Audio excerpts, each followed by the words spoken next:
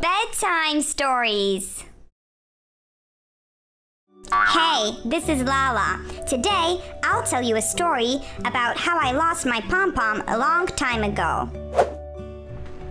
Once upon a time, far, far away, over the river and over the hills, past the 7 forests, in a small meadow, there stood a small red cottage in the tall green grass.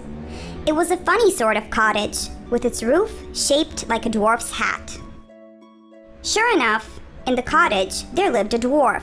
He was called LaLaa. Why?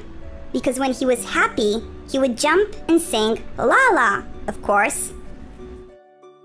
But when he was all alone in his cottage, he would be sad. He would often sit in his chair and wish for someone to come visit and drink dandelion tea with him. He often fell asleep, dreaming of these things. LaLaa always wore his red hat with a giant pompon on it. He even wore it when he brushed his teeth. He was very proud of his pompon, for as everyone knows, such a hat is every dwarf's dream. LaLaa looked truly fine in it.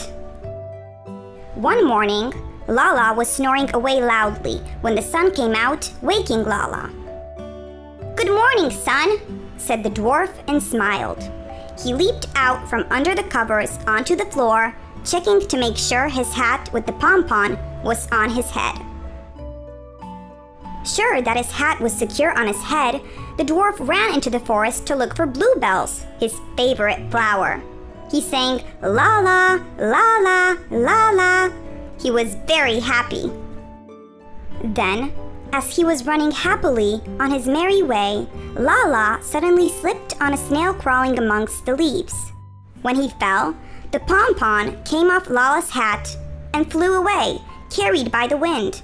It flew so far away, he lost sight of it. He didn't think he would ever find it. "Oh dear, I've lost my beautiful pompon." LaLaa became very sad, sat down on a rock and started to cry. "The wooded meadow is so big and I am so small. I'll never find my pom-pom by myself. Oh dear, oh dear." A red ladybug heard LaLaa crying and she flew over, landing beside the dwarf. She took pity on LaLaa. "My dear little dwarf, don't worry. In a moment I will whistle and then you will see what happens." First, the ladybug cleared her throat and then breathed in once, twice, and then a third time. She then let loose a whistle so loudly you could hear its shrill cry in the whole forest. Suddenly, a whole flight of ladybugs appeared in the sky. They flew all over the meadow in every direction to look for the pompon. They searched here and there, looking in every nook and cranny. It was no easy job. Suddenly, one of the ladybugs joyfully cried, "I found it! I found it!" The pompon had landed in some leaves. She quickly picked up the pompon with her 6 legs and flew back to the dwarf. And so the beautiful pompon once more proudly bounced from the dwarf's red hat. Overjoyed, LaLaa kissed his new friend, the ladybug, and sang LaLaa as many as 3 times. Grateful, he told the ladybugs he had a surprise for them.